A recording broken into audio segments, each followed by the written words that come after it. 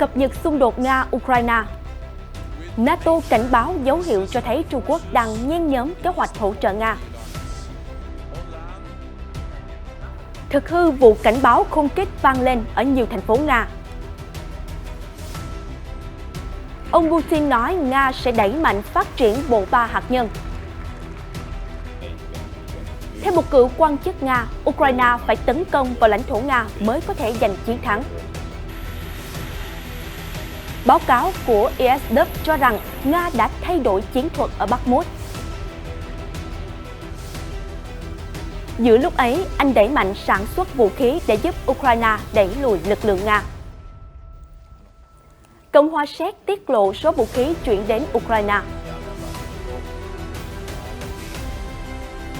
Ở diễn biến khác, ông Biden khẳng định sườn phía đông của NATO là tiền tuyến phòng thủ của liên minh. Trung Quốc cam kết cùng ASEAN hoàn thiện bộ quy tắc ứng xử trên Biển Đông. Hàng loạt chuyến bay bị hủy khi bão lớn đổ bộ nhiều khu vực nước Mỹ.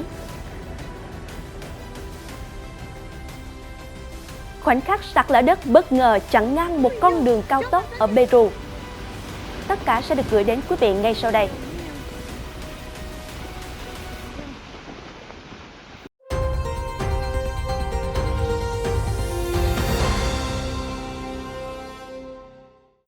Chào mừng quý vị đang đến với chương trình Thời sự quốc tế, những tin tức nổi bật liên quan đến căng thẳng ở châu Âu cùng nhiều diễn biến mới trên thế giới sẽ được gửi đến quý vị trong chương trình ngày hôm nay.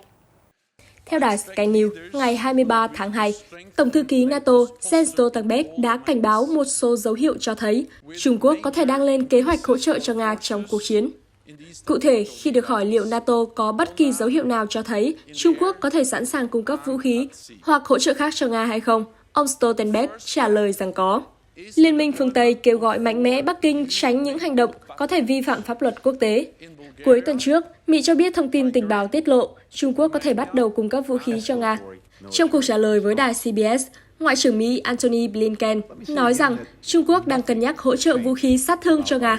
Ông cũng đưa ra phát biểu tương tự trong hàng loạt cuộc trả lời phỏng vấn tại Đức, nơi diễn ra hội nghị an ninh Munich. Cáo buộc được đưa ra vào thời điểm quan hệ giữa hai nền kinh tế lớn nhất thế giới căng thẳng vì vụ Washington bắn rơi khinh khí cầu Trung Quốc.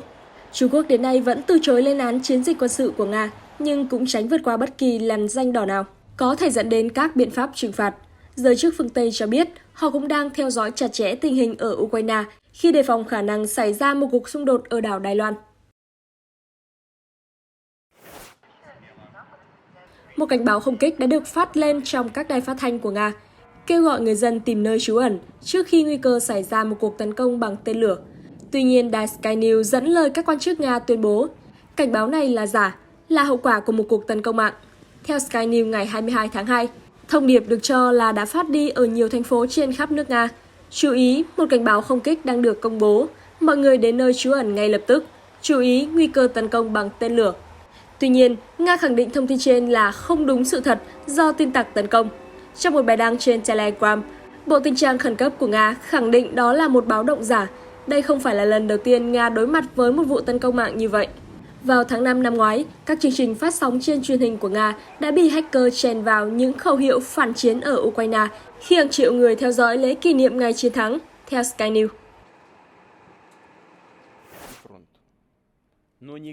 Chỉ 2 ngày sau khi tuyên bố đình chỉ hiệp ước vũ khí hạt nhân với Mỹ, Tổng thống Vladimir Putin khẳng định nước này sẽ đẩy mạnh bộ ba hạt nhân.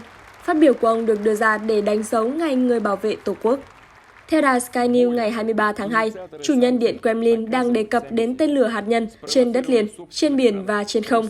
Tổng thống Putin nói thêm, lần đầu tiên, tên lửa đạn đạo liên lục địa SAMAS, loại vũ khí có khả năng mang nhiều đầu đạn hạt nhân, sẽ được triển khai trong năm nay. Chúng tôi sẽ tiếp tục sản xuất hàng loạt hệ thống Kinhan, siêu thanh phóng từ trên không và sẽ bắt đầu cung cấp hàng loạt tên lửa siêu thanh giết con phóng từ biển.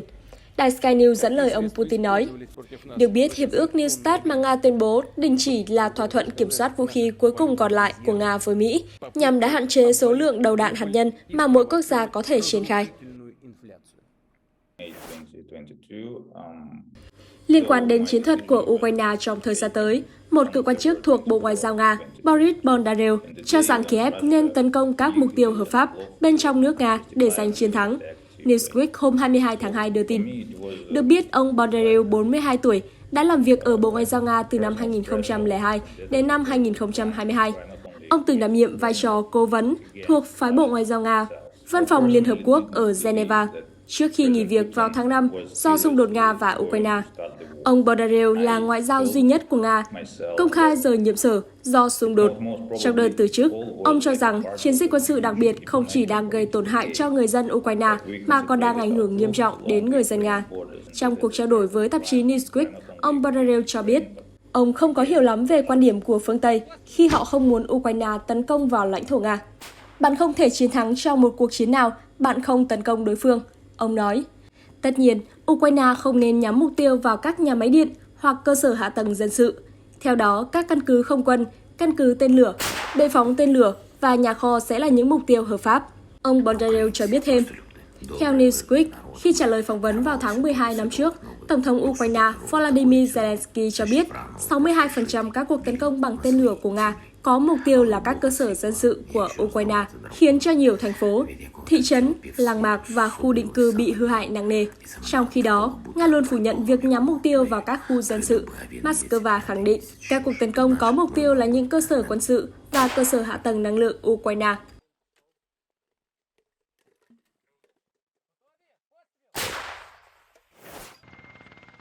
Về chiến thuật Nga, theo một đánh giá mới, các lực lượng của Moscow có thể đã từ bỏ kế hoạch bao vây thành phố Bakhmut tại Donetsk.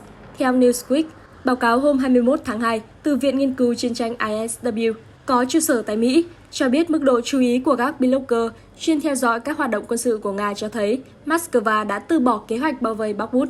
Việc Nga không thảo luận nhiều về chiến địa phía Tây thành phố chứng tỏ Moscow đang tập trung vào các cuộc tấn công từ phía Bắc. Theo kế hoạch này, Nga có thể sẽ tiến quân rất chậm và hao tổn nhiều binh lực do vấp phải hệ thống quân sự của Ukraine, cùng với địa hình đô thị phức tạp, ISW nhận định. ISW cũng cho biết, trong những ngày gần đây, các lực lượng của Nga đã tiếp tục đạt được những kết quả đáng kể ở khu vực bên trong và xung quanh thành phố Bakhmut, với những bước tiến ở phía đông bắc của khu định cư và phía tây nam của thành phố. Đây cũng là điểm đáng lưu ý được các nhà phân tích phương Tây, trong đó có Bộ Quốc phòng Anh, nêu trong các báo cáo thời gian vừa qua. Được biết, tại một bản cập nhật hôm 22 tháng 2, Bộ Tổng tham mưu lực lượng vũ trang Nga đã liệt kê Bakhmut là mục tiêu chính trong kế hoạch của Nga. Trong khi đó, lực lượng bảo vệ biên giới Ukraine cho biết đã đẩy lùi một cuộc tấn công cùng ngày tại thành phố Bakhmut, tiêu diệt 10 binh sĩ Nga và bắt giữ một lính đánh thuê Wagner. Lúc này, Newsweek chưa thể xác minh những thông tin về những thương vong hai bên trong cuộc chiến.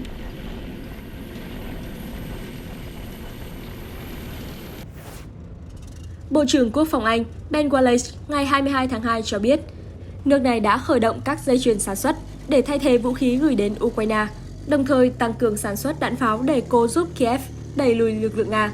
Trong một cuộc phỏng vấn với hãng tin Reuters, Bộ trưởng Wallace khẳng định, ông tin rằng Anh Quốc đang có điều kiện tốt để hỗ trợ Ukraine và cần duy trì việc cung cấp vũ khí. Được hỏi về việc liệu Anh có khả năng tiếp tục cung cấp vũ khí như đạn pháo cho Ukraine hay không, Bộ trưởng Wallace nói, chúng tôi đã ký hợp đồng. Hiện chúng tôi đã bắt đầu nhận được một số chuyến hàng để bổ sung cho kho vũ khí của Anh và một số gửi đến cho Ukraine. Theo Reuters, vị Bộ trưởng cũng đã có cuộc trò chuyện với các binh sĩ Ukraine đang được huấn luyện sử dụng xe tăng Challenger của Anh. Nước này cũng đã cung cấp các khóa huấn luyện cơ bản cho hơn 10.000 binh sĩ Ukraine về chiến tranh bằng máy bay không người lái và sử dụng xe tăng từ cuối tháng 1. Không chỉ Anh, các quốc gia phương Tây cũng đang tăng cường cam kết viện trợ quân sự cho Ukraine trong năm nay. Bộ trưởng Wallace cho biết, Anh có thể cung cấp thêm xe tăng Challenger ngoài 14 chiếc như đã cam kết, nhưng điều đó còn phụ thuộc mức độ đe dọa cũng như nhu cầu phòng thủ của đất nước. Hiện giao tranh vẫn diễn ra ác liệt ở miền đông Ukraine, nơi Nga muốn thiết lập quyền kiểm soát toàn bộ khu công nghiệp Donbass sau khi chiếm giữ nhiều vùng ở lãnh thổ đó. Kiev tuyên bố họ cần nhiều vũ khí phương Tây hơn để đẩy lùi quân Moscow.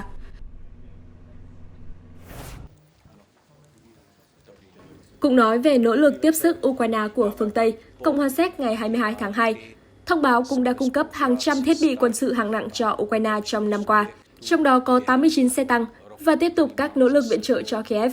Tuyên bố được Thủ tướng nước này, ông Petr Fiala đưa ra theo Reuters. Ông đã phát biểu sau cuộc họp của các quốc gia sườn phía đông NATO với Tổng thống Joe Biden tại Warsaw, Ba Lan.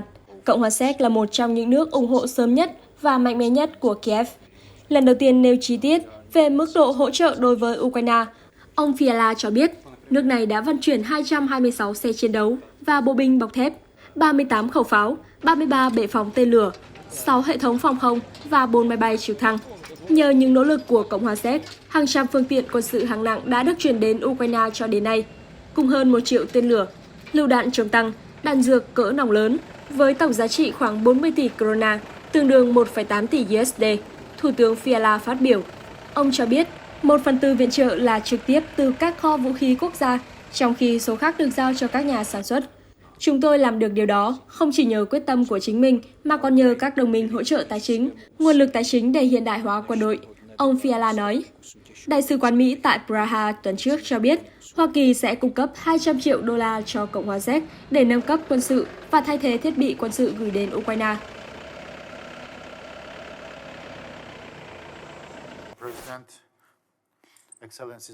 Tổng thống Joe Biden ngày 22 tháng 2 tuyên bố sườn phía đông của NATO là tiền tuyến phòng thủ, tập thể liên minh. Phát ngôn của ông được đưa ra tại Hội nghị Thượng đỉnh 9 quốc gia ở thủ đô Warsaw của Ba Lan, theo Reuters. Bên cạnh đó, lãnh đạo khẳng định cam kết của Mỹ đối với sườn phía đông NATO và đối với điều 5 của Liên minh, nêu rõ một cuộc tấn công vũ trang nhằm vào một nước thành viên sẽ được coi là một cuộc tấn công chống lại tất cả thành viên của khối. Cam kết của Mỹ với NATO là hoàn toàn rõ ràng. Điều 5 là một cam kết thiêng liêng mà Mỹ đưa ra. Chúng tôi sẽ bảo vệ từng tấc đất của NATO. Theo đúng nghĩa đen, Tổng thống Biden phát biểu. Ông Biden đã gặp gỡ các nhà lãnh đạo ở các nước thuộc sườn phía đông NATO nhằm bày tỏ sự ủng hộ đối với an ninh của các quốc gia này. Sự kiện diễn ra một ngày sau khi Nga đình chỉ hiệp ước kiểm soát vũ khí hạt nhân New START vì sự ủng hộ của phương Tây đối với Ukraine. Cũng liên quan đến vấn đề này, TASS đưa tin hôm 22 tháng 2, Thứ trưởng Ngoại giao Nga Sergei Ryabkov cho biết Moscow dự kiến không liên lạc với Mỹ, Anh và Pháp về vấn đề hạt nhân.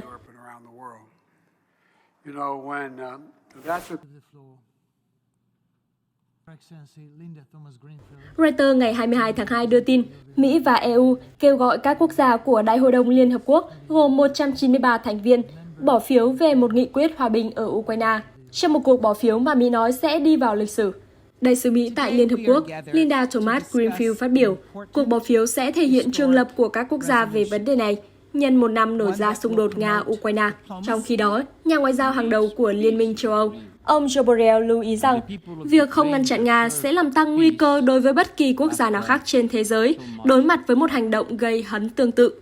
Theo Reuters, Đại hội đồng Liên Hợp Quốc dường như sẽ thông qua một nghị quyết vào ngày 23 tháng 2, nhấn mạnh sự cần thiết phải đạt được, càng sớm càng tốt, một nền hòa bình toàn diện, công bằng và lâu dài, phù hợp với hiến chương Liên Hợp Quốc. Ukraine và những người ủng hộ nghị quyết lập luận rằng cuộc xung đột là do Nga vô cớ tấn công một quốc gia khác, trong khi Moscow mô tả Nga đang chiến đấu trong một cuộc chiến ủy nhiệm với phương Tây. Theo Reuters, Nga cho rằng nghị quyết trên là không công bằng và chống lại Nga, đồng thời kêu gọi các nước bỏ phiếu chống.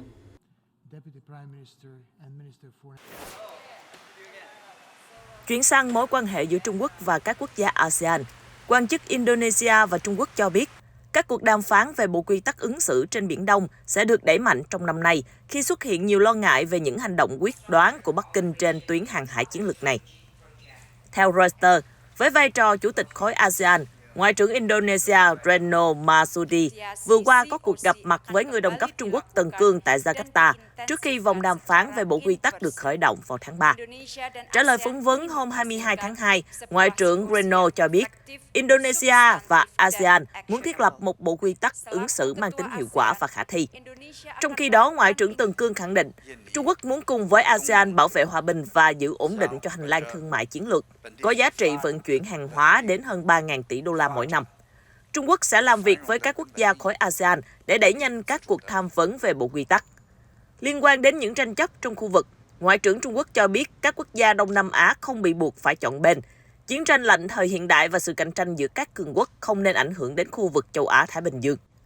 Trung Quốc tin rằng Indonesia và ASEAN sẽ đưa ra các phán quyết và lựa chọn một cách độc lập tự chủ. Dựa trên lợi ích cơ bản là sự ổn định, phát triển và thịnh vượng của khu vực, Ngoại trưởng Trung Quốc cho biết thêm.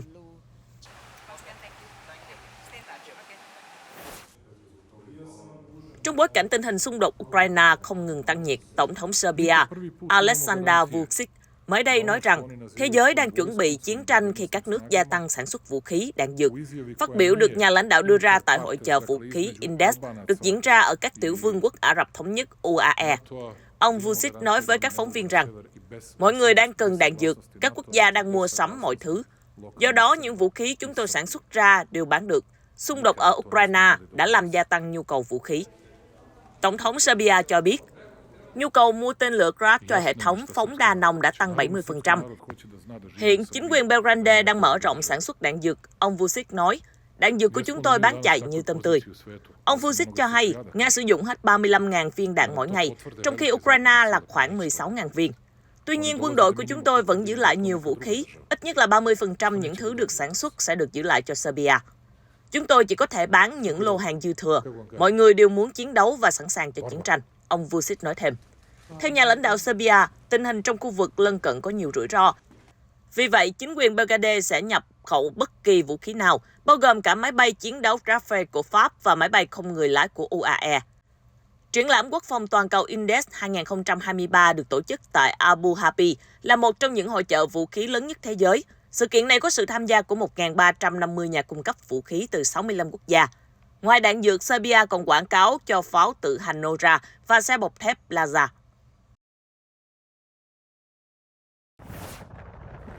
Chuyển sang một số tin tức khác đáng quan tâm. Một cơn bão lớn đã đổ bộ vùng Đại Bình Nguyên Bắc Mỹ và Thượng Trung Tây với gió lớn và tuyết rơi dày vào ngày 22 tháng 2, buộc hàng trăm trường học phải đóng cửa, cản trở giao thông đường bộ và đường hàng không ở một số khu vực Mỹ. Khoảng 3.500 chuyến bay bị hoãn hoặc bị hủy trên toàn quốc, theo trang Fireweather.com. Reuters trích lời cơ quan dự báo thời tiết quốc gia cho biết, tuyết sẽ rơi dày 60 cm và gió đạt vận tốc 97 km/h tại một số địa điểm trong thứ Tư và thứ Năm. Cơn bão cũng tạo ra đợt mưa đá kéo dài từ trung tâm bang Iowa đến Chicago và đến miền Nam Michigan. Cơn bão cũng tấn công bang California và mang theo mưa đá tuyết đến khu vực phía đông, bao gồm cả bang New England.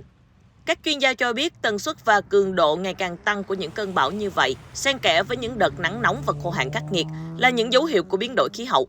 Trong khi bờ biển phía đông đã trải qua một mùa đông tương đối ôn hòa, thì vùng Đại Bình Nguyên Bắc Mỹ đã trải qua một mùa đông khắc nghiệt về lượng tuyết rơi và nhiệt độ, theo dịch vụ thời tiết.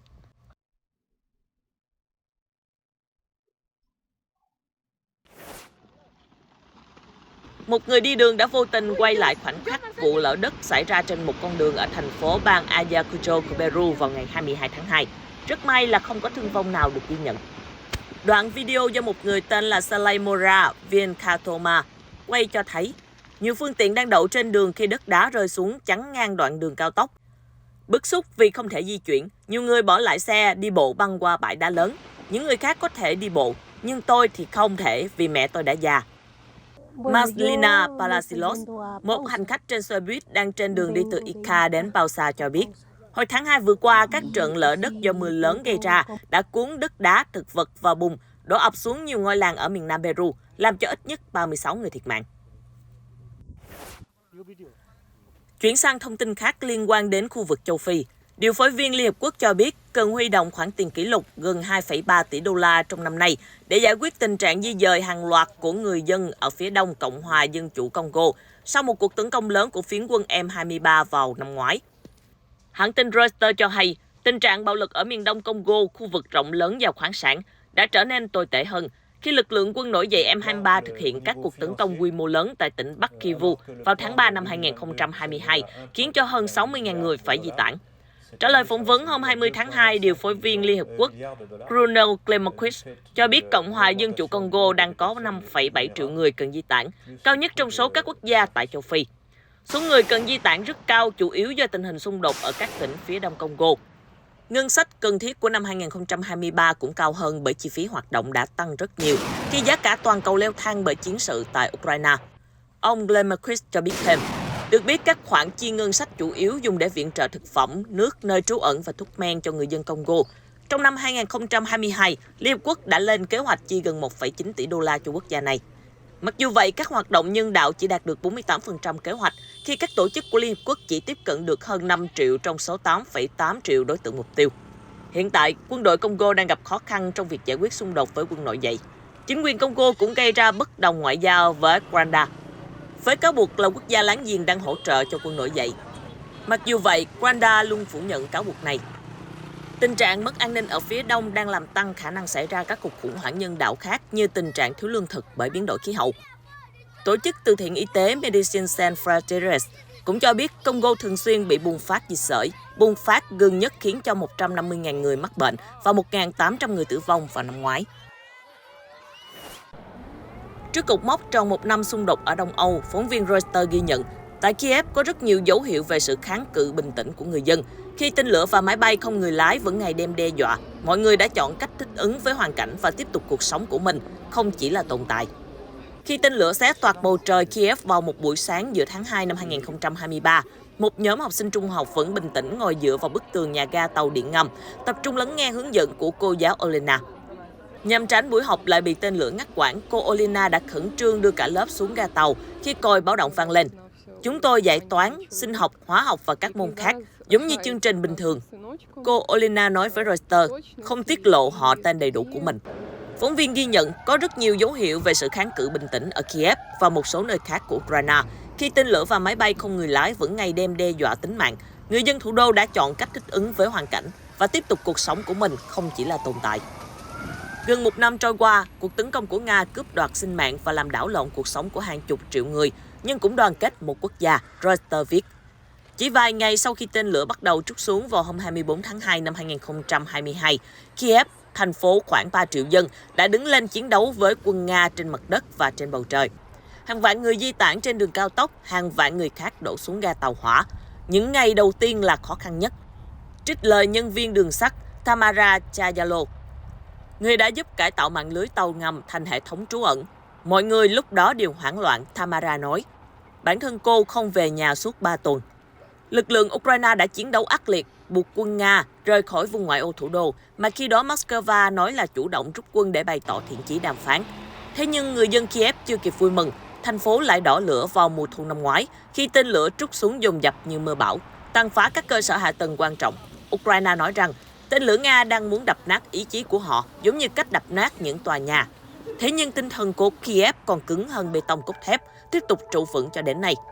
Phía Nga chối bỏ tấn công vào mục tiêu dân sự, khẳng định rằng các vụ oanh kích nhằm làm suy yếu đội quân Ukraine, một trong những mục tiêu then chốt trong chiến dịch quân sự đặc biệt. Reuters đưa tin, Văn phòng Nhân quyền Liên Hợp Quốc hôm 21 tháng 2 vừa công bố, có hơn 8.000 người dân đã thiệt mạng ở Ukraine kể từ khi Nga phát động chiến dịch quân sự đặc biệt gần một năm trước. Tuy nhiên, con số thực tế có thể còn cao hơn nhiều. Cơ quan của Liên Hợp Quốc cho biết con số ghi nhận mới nhất vào đầu tháng này đã gia tăng đáng kể so với lần thống kê trước đó, với khoảng 7.199 người thiệt mạng kể từ khi xung đột ở Ukraine bùng nổ vào ngày 24 tháng 2 năm ngoái.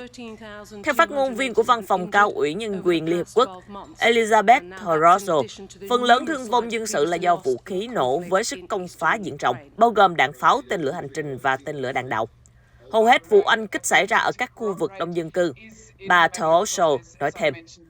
Bên cạnh đó, theo bà Matilda Bogner, người đứng đầu phái Bộ Nhân quyền của Liên Hợp Quốc tại Ukraine, vẫn còn hàng nghìn trường hợp khác không được ghi nhận và con số tử vong trên thực tế còn cao hơn. Số liệu chính thức của Liên Hợp Quốc về số thường dân thiệt mạng ở Ukraine đã bao gồm 2.000 người ở Mariupol, nơi từng có khoảng 450.000 người sinh sống trước khi Nga tiến hành cuộc vây hãm. Nga phủ nhận nhắm mục tiêu vào dân thường trong chiến dịch quân sự đặc biệt tại Ukraine. Mới đây, một cá thể hà mã lùn có nguy cơ tuyệt chủng đã được đưa đến ngôi nhà mới ở vườn thú London, nước Anh để tham gia một chương trình nhân giống bảo vệ nguồn gen quý hiếm. Con hà mã lùn cái 2 tuổi này được vận chuyển từ Edinburgh hồi đầu tháng 2 sau khi thực hiện ghép phối đôi với một con hà mã lùn đực, tên là Thun, thông qua chương trình nhân giống động vật có nguy cơ của châu Âu, gọi tắt là EEP. Hà mã lùn sinh sống ngoài tự nhiên ở vùng rừng Tây Phi, nằm trong danh sách các loài bị đe dọa của Liên minh Bảo tồn Thiên nhiên quốc tế. Hiện trên thế giới chỉ còn khoảng 2.500 con hà mã lùn. Loài hà mã lùn ít sống dưới nước hơn các họ hàng. Chúng thân hình thấp, nhỏ, đầu tròn và hẹp, tuổi thọ trung bình khoảng 27 năm.